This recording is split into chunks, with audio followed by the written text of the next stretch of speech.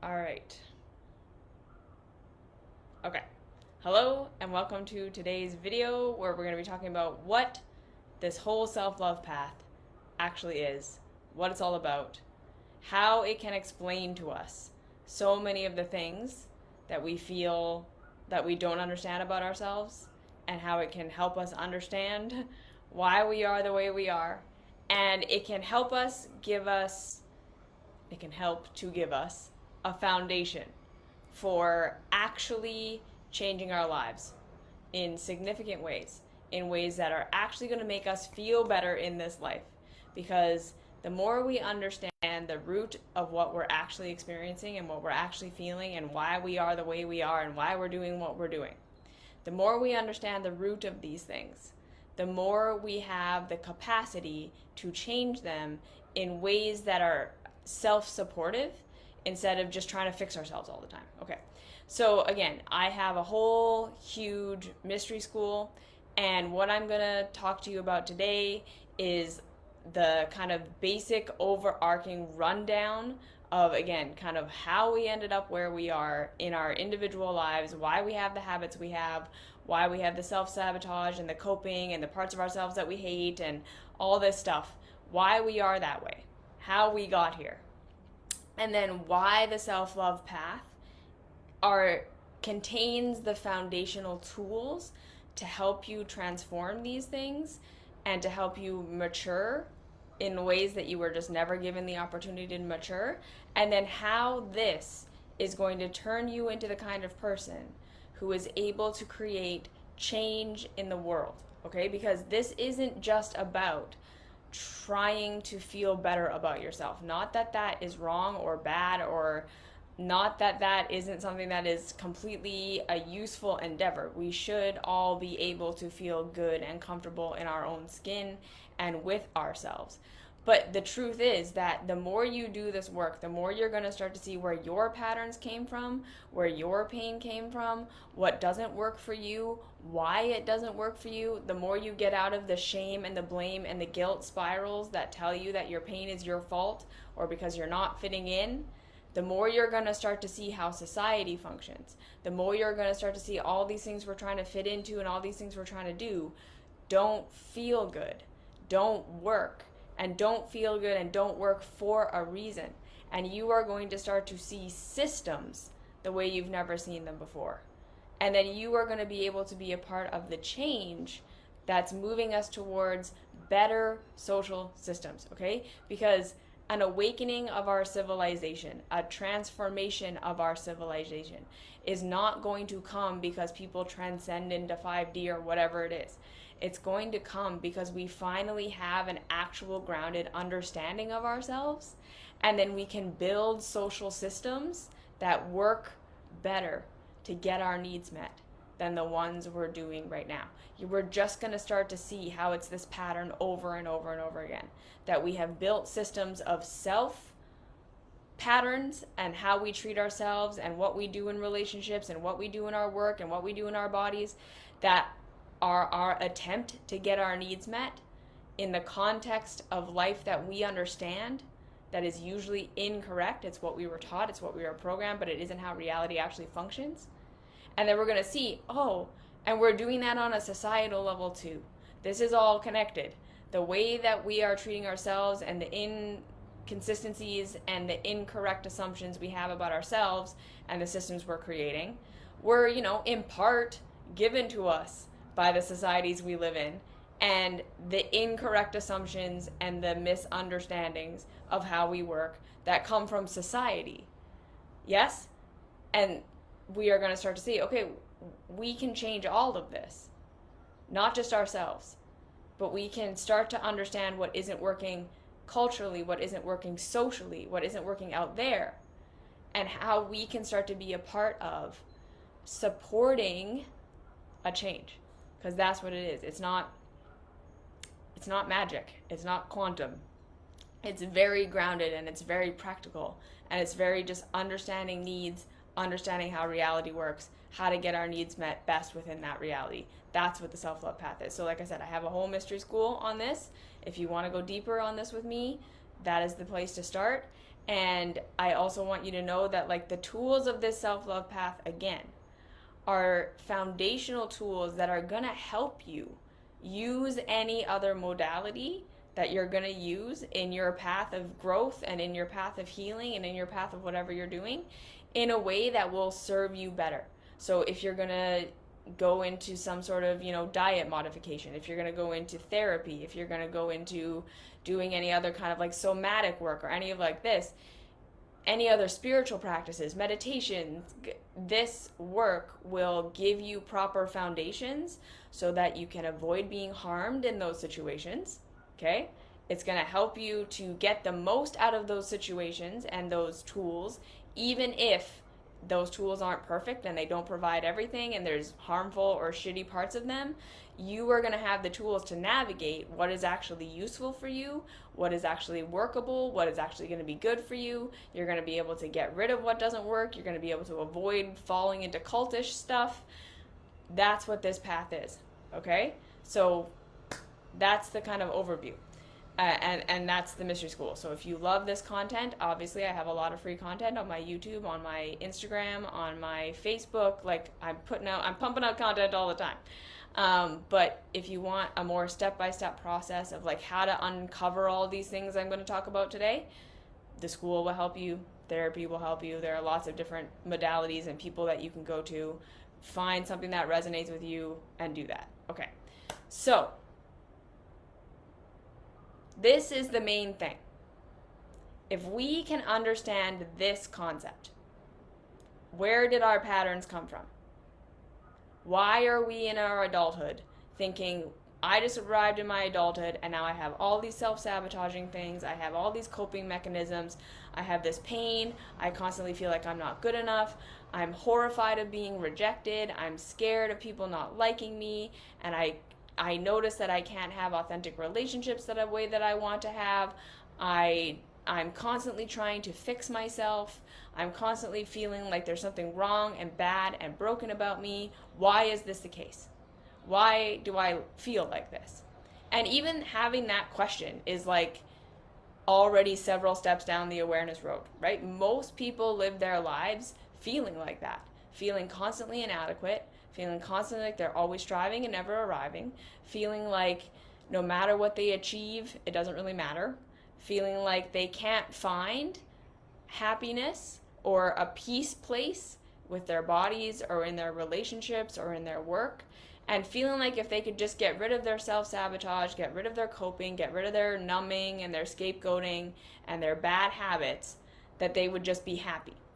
And there's a narrative in our culture over and over and over again that all of us have the capacity to create these perfect, abundant, wealthy, successful, connected, 2.5 kids, white picket fence, 2 cars, perfect spouse, whatever. And that anyone who doesn't have that is just making bad choices, is just doing it wrong.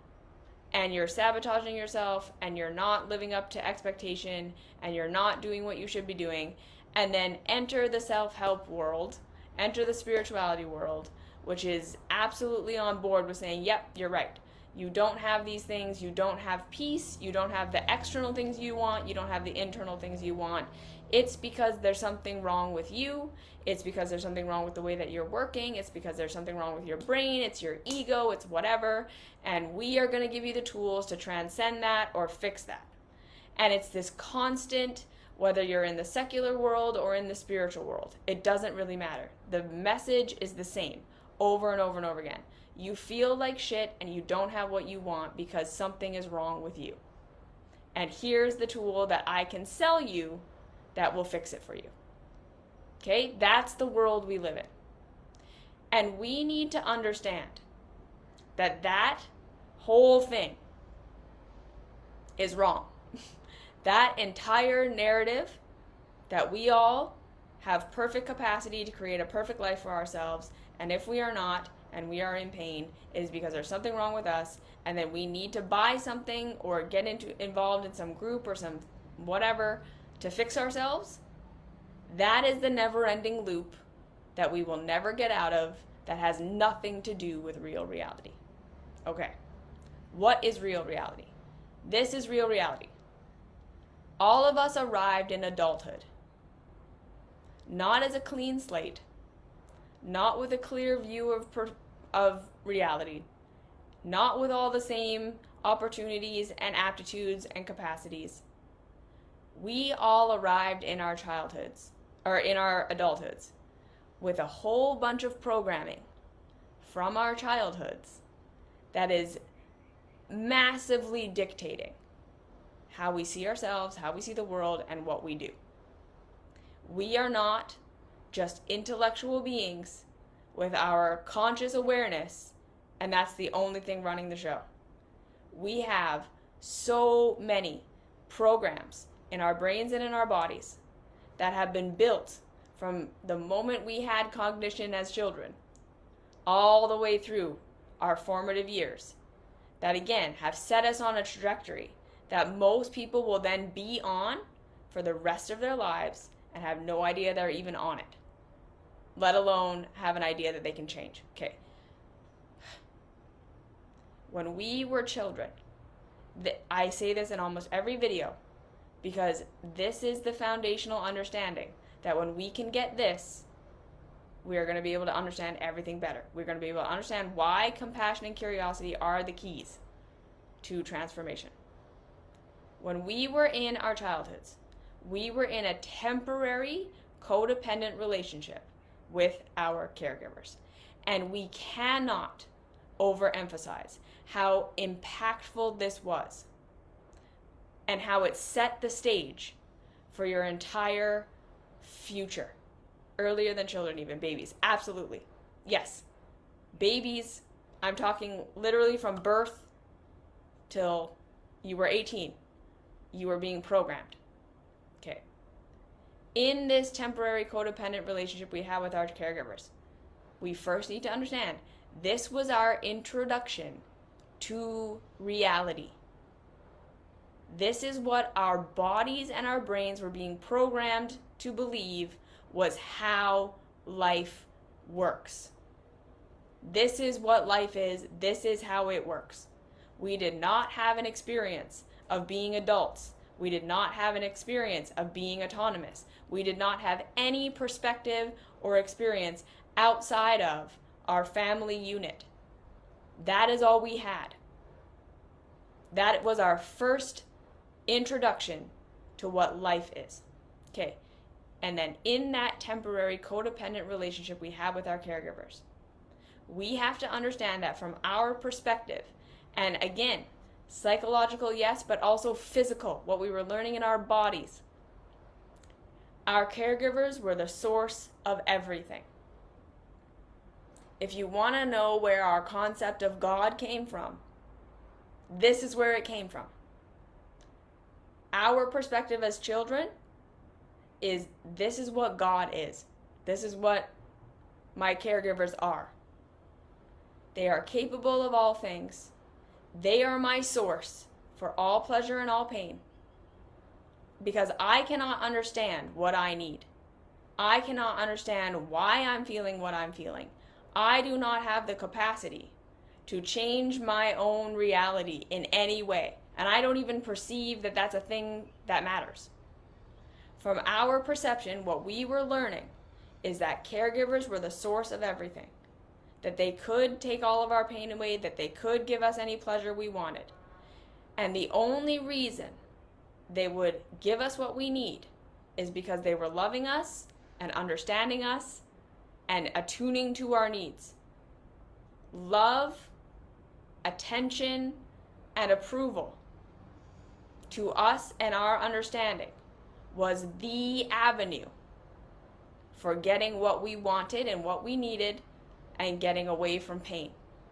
Love, understanding, and approval of our caregivers to us was programmed in as that is the way we get what we want and we get what we need and we avoid the pain we don't want.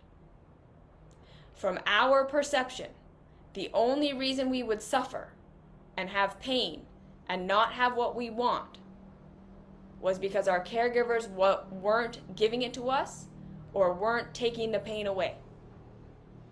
And to our perception, the only reason they would do that was because of us. Okay? Because in childhood, we have a narcissistic view of the world. We don't see our caregivers as separate beings from us who have separate lives and are doing things maybe not even because of us at all. We perceived them as being the source of all things, and the only reason they would give us what we wanted or not give us what we wanted, whatever, was because of us and our behavior. Whether they were loving us or not loving us, everything that they did, we perceived through the lens of why are they doing this to me? What is it about my behavior? What is it about me that's causing them to act this way? Do we see the importance of this? How we were learning that reality worked was, I get my needs met and I get out of pain by being loved and accepted by someone outside of myself. And then they figure out what I want and what I need and give it to me and fix my world for me. And if they don't, they are doing it because of me. If they do, they are doing it because of me. We are all programming in, okay, so what's the behavior that I need to do to elicit the response that I want? What's the behavior I need to not do to try to avoid the responses I don't want? That is where we developed our existential crisis relationship with the parts of ourselves that we perceived got us rejected by our caregivers. So any part of your personality, any behavior characteristic, any way that you acted that either got you blatantly rejected by your caregivers, like your caregivers actually said, don't do that, that's bad, that's wrong, don't do that behavior, that blah, blah, blah, or that you perceived. Okay, so if your caregiver was having a rough day and they were just exhausted and you wanted to play and they didn't want to play with you, they're like, no, hon, we're not doing that. You weren't going to be able to understand, oh, okay, they're just tired. They had a long day. It has nothing to do with me. You were going to go, okay, this part of me that wants to play this game is bad and wrong. It just got me rejected. Never ask mom to play this game ever again. What did I do wrong? Okay? If we were sick and in pain and caregivers rolled their eyes and were exhausted and they couldn't deal with it that day, we were going to develop shame about that part of us that were sick and needy. And we're going to say, oh no, this is a bad part. I can't be sick. I can't be needy. I'm a burden. I'm wrong. I'm bad. Rather than saying, mom is just exhausted. Mom can't be here for me right now. It's not that she doesn't love me. It's not that she doesn't care about me. It's not that being sick is actually wrong or bad or a burden or something wrong with me or something bad that I'm doing. We then perceive this is something bad I'm doing. Because if I'm doing something that's getting me rejected, that is very bad because I depend on this person for everything. I depend on them for food, clothing, shelter, all my physical needs, but also my emotional needs. I depend on them for my social needs. I depend on them for my intellectual needs. This is where we developed all of our self-hate. Any part of us that we hate can be rooted back to someone we depended on, either objectively, like outrightly, or not in a covert way, rejecting that part of us, not meeting our needs, we're not being cared for. So again, it may not even have looked like outright rejection. It literally could have been your caregiver just wasn't there. They just couldn't be there for you. It wasn't that they were rejecting you. It was just you had a need and they couldn't meet it. Like maybe you wanted a toy and they literally just couldn't afford it. Or maybe you needed a cuddle and they were busy with work and literally just couldn't be there. What you perceived is whatever I was doing in that moment was the reason they didn't love me, the reason they didn't come for me, the reason they didn't cuddle me. And now I have to get rid of that part of myself. Literally, it could have had nothing to do with why your caregiver could or couldn't meet your need. But you were making connections in your brain and your body that this part is a threat. And the reason that gets recorded in like that is because that's evolutionary biology. Our ancestors, as they were evolving, they evolved the capacity to record into their brains and bodies patterns of threat. They learned how to very acutely tune into a threat to their survival and to notice the patterns all around that so that they could develop quick responses to these patterns to save themselves. They hear a rustle in the bush. Last time it was a lion and it ate their friend. They perceived that threat. So they picked up on the pattern of rustle in the bush, and now they run up a tree every single time they hear that rustle in the bush. 9 out of 10 times, the rustle in the bush is the wind or a small animal or a friend. But the brain programmed into the body, rustle in the bush is the pattern. This is how this happened. It's probably a lion, run up the tree. Because that's what saves your life. Our brains and our bodies are still that. We inherited that. So now you have associations with any time your caregivers weren't able to meet your needs, especially if it was habitual. Anytime your caregivers outrightly rejected you, anytime your caregivers shamed you, anytime your caregivers yelled at you, you programmed that in as a threat to your survival. Because this is the person that I need to take care of everything for me. So anytime they're not there for me, I am in danger. And then your brain and your body say, okay, what was the pattern? What was I doing?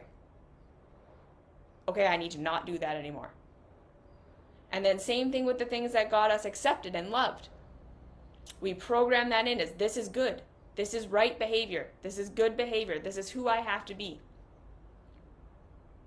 And depending on how different the expectation of your caregivers or the expectation that you were creating in your head, because again, if you grew up in an environment where your needs just were repeatedly not met, whether that was because your caregivers literally couldn't, and it had nothing to do with them loving you or not loving you, they just didn't have access, or it was a mix of the two things, they couldn't do it, or they were choosing not to, or they were like harmful or abusive or any of that, you were recording in, this is why that's happening, this is why that's happening, this is why that's happening. And the more your needs were not met, the more you were unsafe, the more you were antagonized, the more you developed existential relationships with more and more and more parts of yourself that you started to just associate with why you were being rejected and why you weren't getting your needs met. Versus if you got your needs met a lot, you probably grew into an adulthood having very little about yourself you didn't like. Versus people who didn't get their needs met often are going to grow up with more and more and more parts of themselves that they don't like, more and more and more trauma, more and more and more life is like this, and perceiving threat and being in a hypervigilant state because it was a survival threat to not get your needs met. You see what I'm saying? So this is how we actually come into then childhood and early teens. We still have this view that it is people outside of me that meet my needs, that understand me and like me, and then that is how I get my needs met. And then we just start to expand our view of who and what is important to please in order to get approval and in order to get our needs met beyond our caregivers. So that's when we start to try to please our friends. That's when we try and start to please our pastors or our teachers or whatever it is. And then if we're healthy, we will start to go through a rebellion phase, right? We'll go through that phase of saying, well, I'm going to fuck my parents and fuck the teachers, and I'm going to start to develop my own understanding of reality and my own autonomy. And that's a healthy phase to go through, We're supposed to go through that phase of rebellion. But a lot of the time, what we're really doing is we're not really figuring out reality for how it actually works. We're then just starting to be socialized into our peer groups and following along with what our peer groups are doing instead of following along with what caregivers are doing. So we don't actually learn critical thinking skills a lot of the time. We don't actually learn how systems work and how reality works. We just shift from doing what our caregivers wanted us to do to doing what our peer group wants us to do and what gets us loved and accepted and approved of by them. And we start to live for this feeling of being approved of. We start to live for this feeling of being loved and accepted. And we start to get to this place where our main fear in life is that we're going to be rejected.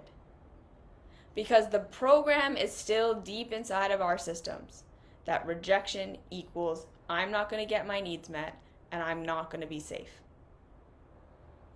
And then we just start to live by who do I have to please and what do I have to do in order to be liked and loved. And that is how we develop all of our, coping mechanisms, our people pleasing, our not being authentic in relationships, our doing what makes people like us and trying to fit in even though it doesn't feel good. We go for jobs we don't like. We go for relationships we don't like.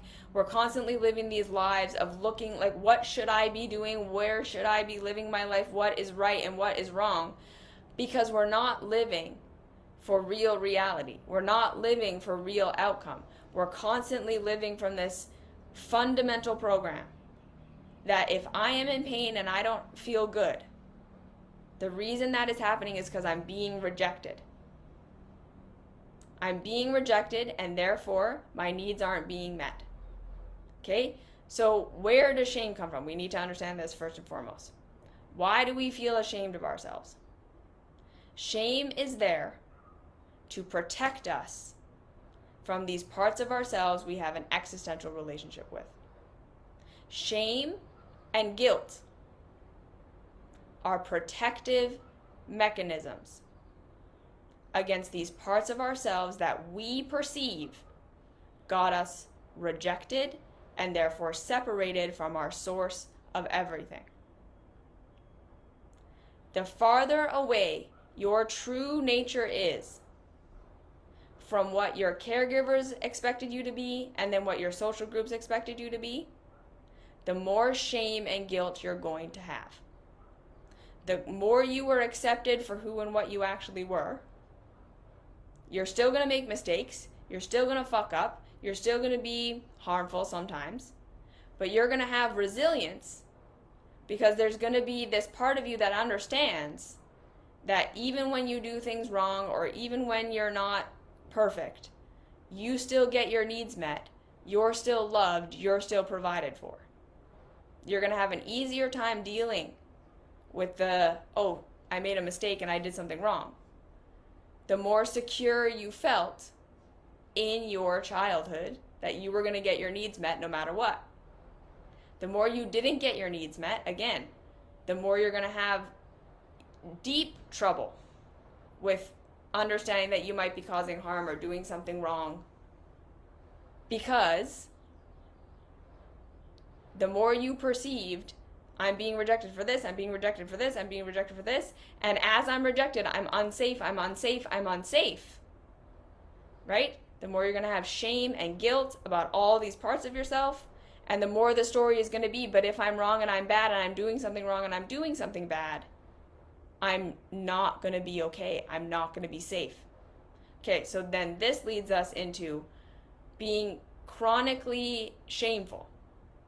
Just having all these parts of self that we hate, that we perceived as being wrong with us, because we've associated them with this is why I wasn't getting my needs met.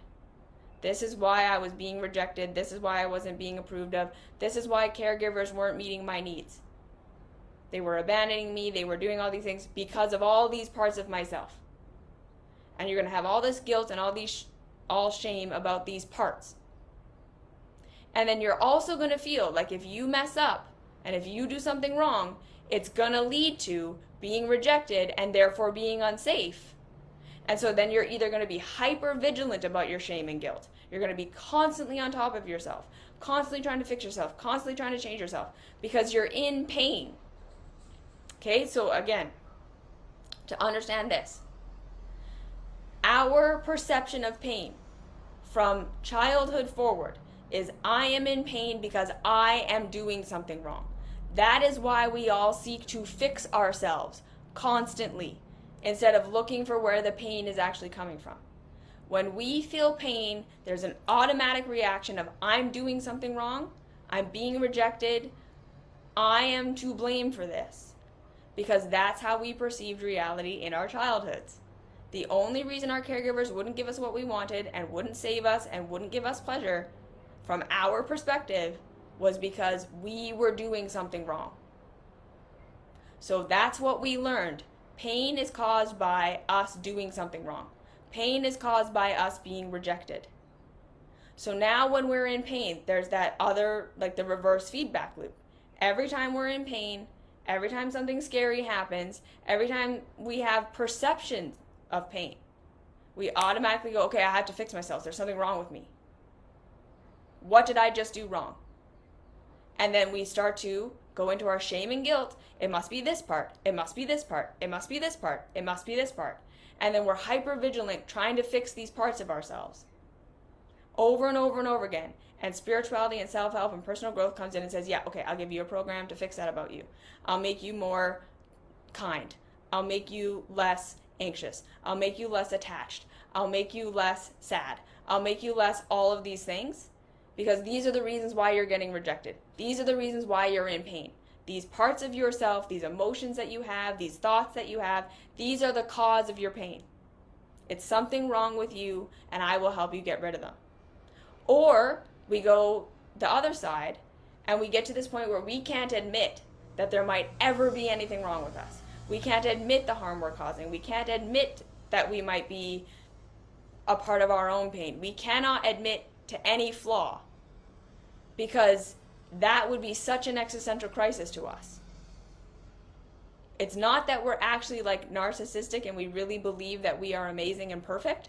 It's that we believe that if we admit that we aren't, that our entire world is going to fall apart. We build an identity of ourselves of, no, I'm perfect. I'm perfectly perfect. I'm great at everything. I can't make a mistake. Not because we're actually confident, but because we're so afraid that we're going to be rejected, that we guard ourselves against it at every turn, because we're afraid that that will mean we will die, or that we will never get our needs met again. That we can't hold, I can be rejected, or I can be causing harm, or I can be not getting the results that I want, and still be lovable and still be safe at the same time. We only have either I'm perfect and that is why I'm safe, or I'm imperfect and that is why I am unsafe. You see? So then we try to perfect ourselves for the rest of our lives thinking, and we're not thinking this consciously, we believe in our bodies. If I just finally become what my caregivers wanted me to become, whether that was what our caregivers actually wanted us to become or not, it doesn't matter. It's what we perceived. If I just get rid of all these bad parts of myself, if I just become the most acceptable version of me, so then that can be, maybe you got rewarded for being a fixer and a saver. And so you highly emphasize that part of yourself, and you try to get rid of any part of you that had your own needs or your own wants, because those were threats to you becoming this perfect caregiver. Maybe you got love and approval for being a creative, and you really were like, okay, any part of me that can't live up to being this creative, artsy type, I have to get rid of them. Maybe you perceived that having needs or having wants, having emotions, was the reason you got rejected. So then you're going to spend the rest of your life being vulnerable to teachers and teachings that tell you it is your emotions that is what's wrong with you. I will teach you how to transcend your emotion. I will teach you how to be poised at all times. I will teach you how to never have a negative emotion again. Not because you actually don't want negative emotions, but it's because you believe that when you have no negative emotions, you will finally be loved perfectly. And then when you're loved perfectly, what's going to happen? You're going to get all your needs met. This is why we are constantly trying to change and fix all the things we think are broken about us. Because we really deep down believe that if I just perfect myself, whatever that perfection was in your perception, I will finally receive the perfect love that I always wanted, that is supposed to equal perfect safety and provision. That is what we are all striving for. That is why we are all running around like chickens with our heads cut off for our entire lives. That is why we are all so afraid of rejection. Because we got programmed in that heaven, perfect love, perfect safety, perfect provision, never having to suffer, existed. And that it existed through becoming the perfect thing so that our caregivers would give us that perfect love. This is why all of us then go out and recreate the relationships we have with our caregivers, with our lovers and our friends and our bosses, because we're just trying to get back to that pattern that we know. Okay, so what we learned in our childhoods about what a relationship was, how we interacted with our caregivers, forms our base love map. This is how you behave. This is what you need to do. This is who you need to be in order to be loved. And these are the patterns of what being in a relationship are. And that became your blueprint for what a safe relationship was going to feel like. No matter how abusive, no matter how much you were rejected, no matter how much it did not actually feel good to you, whatever your patterns were in your relationship with your caregivers became your blueprint for what this is what love is supposed to look like. This is what love is supposed to feel like. And this is how I am supposed to behave in order to get the love that I want. And we constantly, again, believe, we have this thing that we're constantly like, okay, I just need to strive for the rest of my life to become what was expected of me, because that's how I'm going to get to perfect provision and safety. So then we seek out relationships that are exactly like that. We seek out the relationships that mirror the relationships we have with our caregivers. Because a healthy relationship where we aren't neglected or where we are loved for who we are, that doesn't make any sense to us. That is unfamiliar to our nervous systems. It's not going to feel good. We are not going to know how to behave. We didn't program that in. We are going to seek the patterns that match the patterns we grew up with. Because we know how to behave in that. We know what to do in those situations. That is familiar to us. That is what our bodies have programmed in as comfort. And then we are going to continue to try to change these parts of ourselves, and we're going to be shamed and rejected for the same parts in our adult relationships that we were rejected for in our childhood relationships, which is going to fundamentally prove to us that we were right? These parts are bad. These parts are wrong. No one is going to ever love these parts. Because see, it wasn't just in my childhood, it's in my adulthood too. But that's because we're attracted to people who were going to reject us the exact same way our caregivers rejected us. Because our blueprint says this is the part of me I need to fix in order to get the love that I want. And that love that I want is going to give me perfect provision and safety. This is why we do that. Okay, and then the next thing. Why do we have coping, self-sabotaging, numbing behaviors? Because we never learned how to identify our pain, why it was happening, and what we need to do about it. We got the program that the only reason I could ever be in pain is because I'm being rejected. Right? Because we didn't learn I am a human being who is responding to reality. When I put my hand on a burner, it's not that I'm bad. It's not that I'm being rejected. I'm not in pain because I suck. I'm in pain because my flesh is being destroyed by a temperature that is too high for my cells. I need to remove my hand from the burner. And it has nothing to do with my likability or my lovability. I wasn't being punished for having my hand on the burner. It's just how reality works.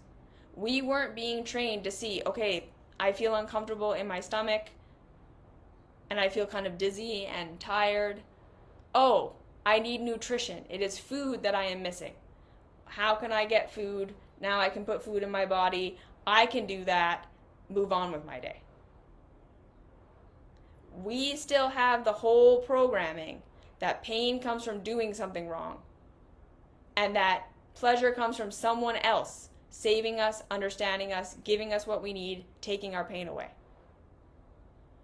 So we live our entire lives never being able to put on our problem-solving glasses, never being able to identify where our real pain is coming from. Because every time we're in pain, we automatically go into that program, like we were talking about, the rustle in the bush, I'm going to run up the tree. What did I do wrong? What's wrong with me?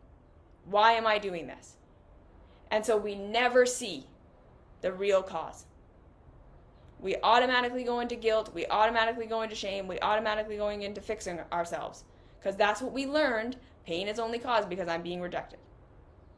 But in real reality, a lot of us, right, we're working jobs we hate because we were trained that this is what we have to do in order to be good enough, in order to be loved, in order to be accepted. So we don't even perceive that we don't really even like our job, or that it's unfulfilling, or that it doesn't work for us. We go to work, we have pain at work, and then we think, what's wrong with me? That I can't be happy at work, that I can't be successful at work, that I can't do the thing I need to do at work. And then we go home and we binge on Netflix all night. And we think, man, like, again, what's wrong with me that all I want to do is sit in front of the TV and numb out at the end of the day? I have a good job, I have a good spouse, I have a good whatever. What's wrong with me? Right? And then the self-help world comes in and says, yeah, you're lazy, you're unmotivated, you should be working out after work, you should be eating properly, you should be doing all these things, and we'll hack your system. And then spirituality comes in and says, yeah, you gotta meditate more, and it's because you're not, being creative, and maybe you need to do this spiritual thing or whatever. And no one's saying, okay, why do you feel the need to numb yourself with Netflix? What's actually happening that's causing you the pain that makes you then need to numb out? Because people who are not in pain don't need to numb. This is the first thing. Why am I coping? Because you have pain. That's why. And it's not pain that is something wrong with you. This is why the tools of compassion and curiosity are the foundation for being able to see how reality actually functions. Because the matrix, if you want to put it in simple terms, the thing that keeps us separated from seeing reality for how it actually is, so we constantly loop in trying to fix ourselves to try to become acceptable, thinking that one day we're going to perfect ourselves, and that's going to equal perfect love, and that perfect love is going to equal perfect safety and provision. That is never going to happen. That is not reality. It prevents us from seeing the real reality of something hurts in my reality. Why? Is it that the job doesn't work for me? Is it that the way we work in our culture is totally fucked up and it would cause pain to anybody? Is it that, right, I never learned who I really was or what I really want or what I really fulfills me, and so I'm living this life that I should be living that has nothing to do with me? Is it that I'm in these relationships that I should be in but they're unfulfilling? Is it that I have all this shame and guilt about who and what I am, which means that I can never express myself fully and I'm constantly chasing things that aren't having anything to do with me? And that is why I am in pain? This is what we're missing in self-help, personal growth, spirituality. We think that there's something wrong with us when we can't fit into culture, or when fitting into culture leads us to things like self-sabotage, scapegoating, coping, numbing, addiction. We think if I could just get rid of the Netflix, I would be happy. But the truth is, if you got rid of the Netflix, you would feel what you're actually feeling. You would feel all those uncomfortable emotions and all that discomfort from the pain that's actually there.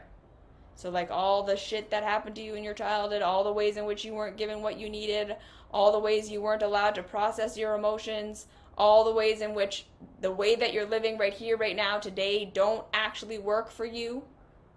And that pain would be heightened. You're running away from that pain for a good reason, because you were never given tools to deal with it. And in fact, culture is all about us not dealing with it. Culture is all about teaching us how to numb and stimulate and scapegoat our way through life so that we will continue to participate in the system, thinking that any pain we have or any way in which we're not able to be successful in the system is because of a failing in us, instead of being able to identify that it's actually the system that is broken, that doesn't work, that is shitty, and not us. Our childhood program that my pain is because there's something wrong with me is the tool that's being used against us to keep us in these systems of harm and exploitation without us knowing that it's not us that is failing. It is the system. Okay? So again, we all come into our adulthood with patterns of self-rejection, patterns of not being authentic in relationship, patterns of people-pleasing, patterns of self-sabotage and coping that help us deal with trying to do and be whatever we think we have to do and be to be loved and to be approved of. And then to change that stuff is very difficult. To start to admit to ourselves the things we actually like and the things we don't like. To start to admit to ourselves that we're living for external validation. And that the more we don't get it, the more we feel like our lives don't matter. Because when we realize that, it's like, oh, I need to shift my entire view of how reality works from childhood to adulthood. Because in adulthood, being loved and approved of is not the way to get our needs met. That is why it becomes increasingly unsatisfying as we grow up to abandon ourselves and to live for the approval of others and to live for what our caregivers want and to live for what other people want and constantly seeking this external validation, and it never comes. Because the real reality is, even if it did, even if the whole world validated, loved, and approved of you, it doesn't solve your hunger. It doesn't get your need for true connection met. It doesn't mean that your career is fulfilling to who you really are. External love and approval, now in our adulthoods, does not solve the problem the way that it did in our childhoods. In our childhoods, external love and approval equaled caregivers empathizing with us and then meeting our needs. It was the middleman. So we learned all I have to do to get my needs met is to behave in a way that means that my people around me will understand me, love me, and then meet my needs. Do you see why we're all so terrified of rejection now? Because we still believe the way I get my needs met is through being loved by others. And then they will meet my needs for me. And this is again why, like I said, we can get as much approval, love, and acceptance from others as we want. And we're always going to feel unfulfilled because it doesn't actually meet our adult needs. When we are trapped in not being able to identify what our own needs are and how to get them met in real reality, that is when we are going to feel more and more and more dependent on the love and the validation of others. When we don't feel like we have autonomy over our own lives, because we're starting to learn and prove that to ourselves through the maturation process that most of us are never given an opportunity to go on, we will live the rest of our lives constantly chasing that love we never got in our childhoods, thinking that when I finally get it, I will be loved and then I will be safe. And we don't know how to then take a step back and say, okay, nope, what's actually true? What are my real values? Who am I? What works for me? What works for a human being in general? It's not about approval. It's not about being accepted. It's about understanding reality now. Does my job cause me to sacrifice my health in certain ways that make me feel like shit? Is that why I'm coping? Yes. It has nothing to do with whether or not I'm being loved or approved of. It's the mechanics of my job. Do you understand what I'm saying here? We need to start to understand where our actual pain is coming from. And the only way to do that is to really start to question these narratives of shame and guilt. I'm in pain because there's something wrong with me or because I'm doing something wrong. This is why the self-love path is the foundation for being able to wake up to everything else you want to wake up to. Because when you can start to hack your own nervous system, because this is the secret to it all. When you can start to make yourself feel like you are loved and approved of, no matter what, you feed into your body and your nervous system that you're going to be safe. Whether or not that's true in reality, it doesn't matter. When you feel like you're being loved, your nervous system automatically goes from stress and shut down and just do what I've always done and be in my patterns and look for approval and look for external validation into rest and digest, where you can actually step into your adult perspective. And in your adult perspective, you're going to be able to say, okay, where is my pain actually coming from? What are my actual needs? How can I get those needs met in real reality? And you can start to show yourself that you're no longer a child who, when you are in pain, you need to figure out who you need to please so that they will fix it for you. You can start to understand that you can do it for yourself.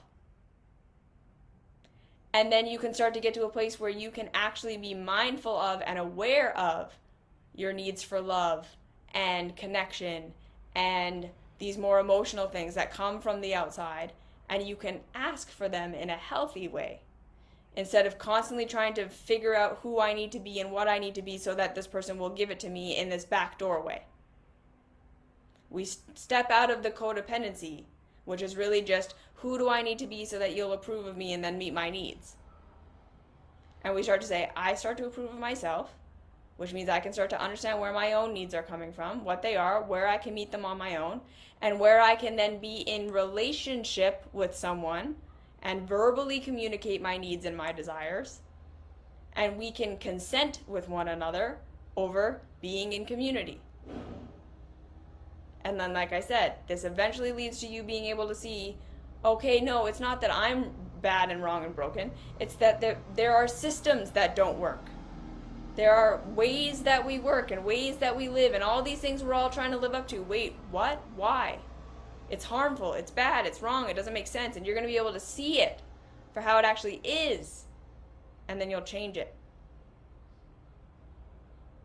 And we slowly work our way through losing our fear of rejection by facing it and meeting our own needs and coming into the adult perspective. But like I said, it's that learning how to be your own safe place that allows you to shift your perspective. Because right now, again, most of us still really believe all of our shame and our guilt stories. We truly believe if I get rejected, I'm not going to be okay. We truly believe that if I can just fix these parts of myself, life is going to be amazing. And we don't even know why. Right? Like I say, like, okay, pretend you become this perfect person. You're the perfect caretaker. You're the perfect whatever.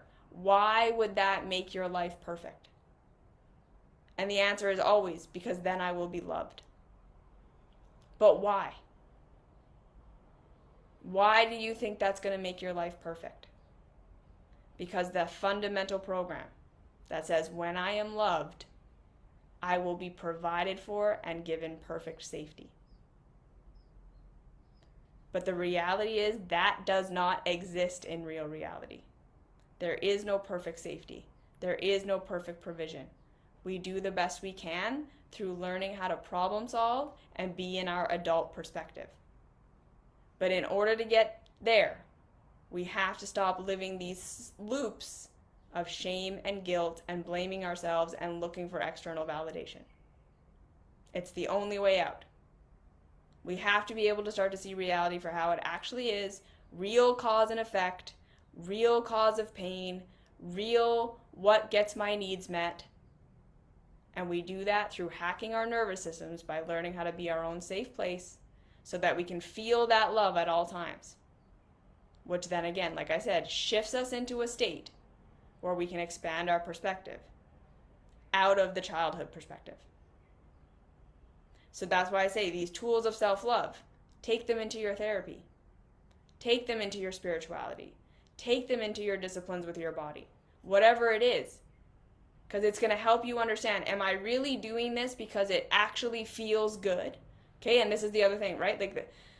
Then the self-love path unfolds into all these things of connecting to our bodies and connecting to our feelings and connecting to all of these other sources of information so that we don't constantly feel like I don't have guidance or I don't have information or I don't know, because we're completely disconnected from ourselves and we're just looking for what everyone around us is saying is good. And then we're feeling like, right, if we're not getting that love and approval that we wanted, and if we're not feeling satisfied, there must be something wrong with me. I must be doing it wrong. That's why most of us live that way over and over and over again. It's not because you're not being approved of. It's not because your life isn't good enough. It's because you don't know what you actually want or what you actually need, because you've never been taught how to go inside and to feel that and then to figure out how to get those needs met in real reality. You were just taught, if I'm in pain, it's because I'm not living up to expectation. If I'm disappointed in life, if I'm not giving what I want in life, we're all fundamentally assuming it's because I'm not being approved. I must be doing something wrong. Even if the things that we're doing feel good to us, if it doesn't get us the validation and the love and approval we're expecting, we will constantly feel like we must be doing something wrong. Even if it's giving us good results, because our wires are all crossed. So again, when we come into this place of being able to love ourselves, like truly make ourselves feel like we are loved, that's when we can start to feel the actual consequences of what we're doing. We can feel the consequences of our thoughts. We can feel the consequences of our behaviors. We can feel the consequences. And rather than going into shame and guilt, we can start to understand, okay, why is this harmful? What would be better? What are my patterns? And then we can slowly start to shift our nervous system patterns and understand that that is going to be slow. Learning to be your own safe place and have your own love feel like something takes time. It's not going to feel like anything right away. That's why the mystery school is so long, and it's practice, practice, practice, practice, practice. Because it's not going to feel like anything right away. And then shifting our habits and shifting our patterns to healthier things is not going to feel good right away. It's going to feel wrong. It's going to feel bad. We're going to have shame. We're going to have guilt. All these protective parts are going to come up to try to protect us from doing something different. And we need to learn how to identify that, how to see that, how to expect that, and move past it. That's what the self-love path helps you do. It helps you to identify true cause of pain so that you can figure out what you actually need to do to change your life in small ways, in big ways. How to process your emotions, how to process your feelings, so you can use all of this to slowly start to build a life that actually feels good and gets your needs met, and then is less and less dependent upon feeling like you need to be approved of and validated by others. You grow into the adult perspective, the empowered perspective. That's what this is. Okay, so this is why we all have self-hate, coping, numbing. We're trying to fit in. It's all patterns from our early childhood. And when we can start to see them, we can start to change them. But we have to see them with curiosity and compassion. There is no bad part of you. You've never once done anything that was actually against what you believe deep in your body is required of you to survive. No matter how harmful or degrading or whatever it is, it's innocence behind it. And that's why this path, again, repeats that over and over and over and over and over again. You're just doing what you were programmed to do. And that's a hard pill to swallow, but that's what it is. And then changing our programs is hard work, but it can be done. It's cleaning up a mess we didn't make. Through processing what we went through learning to feel our emotions, through learning to reconnect with our bodies, through learning true cause and effect, to all of these things. And that's what the path is. That's what the mystery school teaches you to do. That's what therapy can help you do. There are so many modalities to get you into the adult perspective. But it starts with compassion for yourself and understanding where you're actually coming from, which is always just trying to fit in so that you will be loved, so that you will be provided for. So what do you actually want and what do you actually need? That's the real question. Why are you so afraid of rejection? Because your body still believes if you get rejected, you don't have access to anything you want or anything you need. It's not because it's true, and we can learn to integrate that. But that's why it's happening. That's why you change yourself for everyone you're around. We need to come into the adult perspective over and over and over again to help us shift that. That's why you cope and numb and self-sabotage. Because you have pain you don't know any other way to deal with. You're trying your best to fit in. You're trying your best to do what everyone else is doing. You're trying your best to be who you think you need to be. You're trying your best, hoping that one day that will lead you to safety.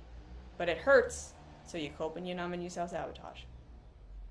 And then you constantly think that that's what's wrong with you, and then you get distracted by trying to fix that instead of looking at the root. And then we stay in these patterns forever. And then we really just hope, right? We're always on that magical, if I just do this, if I just heal this, if I just achieve this, then I'll finally get there. And we live our whole lives doing that because it's never going to happen. There is no perfect safety. That's what we're all searching for. It's not going to happen. So we have to come into reality. How do we make it the best we can make it? Okay? Okay. Hopefully that was a good overview of what this whole thing is. Why we all are the way we are. We were programmed. Society programmed us. Our caregivers programmed us. It's not in alignment with real reality. That's why it causes pain. So we have to wake up to what real reality is. And real reality isn't just be accepted. Okay? Okay. Thank you for being here. Hope that was helpful.